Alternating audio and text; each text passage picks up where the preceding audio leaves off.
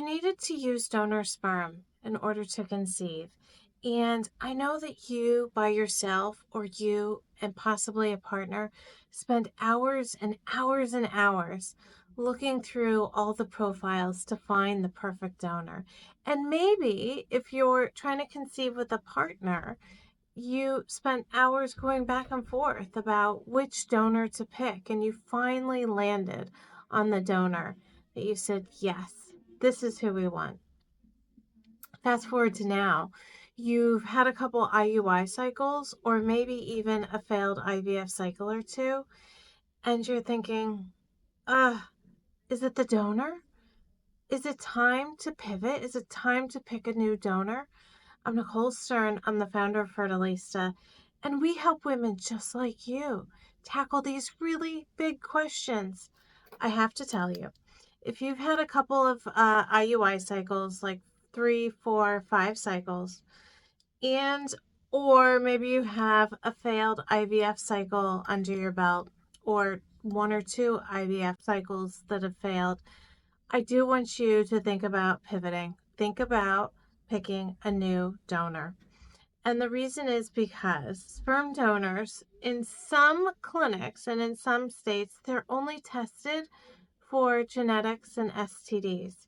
The actual sperm might not go through a rigorous semen analysis where they're looking at morphology or motility. So that's shape and movement. And this is all very important in the lab and in conception to form a healthy embryo.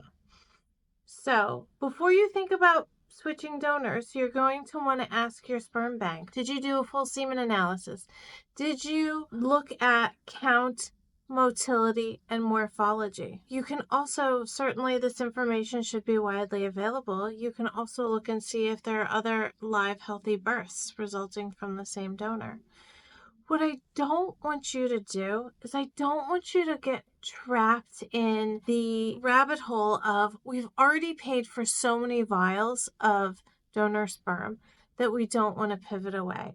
Because at the end of the day, when you look at the cost of donor sperm versus the cost of IUI or IVF, sometimes it's much easier to pivot and to choose a new donor. You're really spending a lot more on IUI and IVF than you are in the sperm, and you don't want to throw good money after bad, right?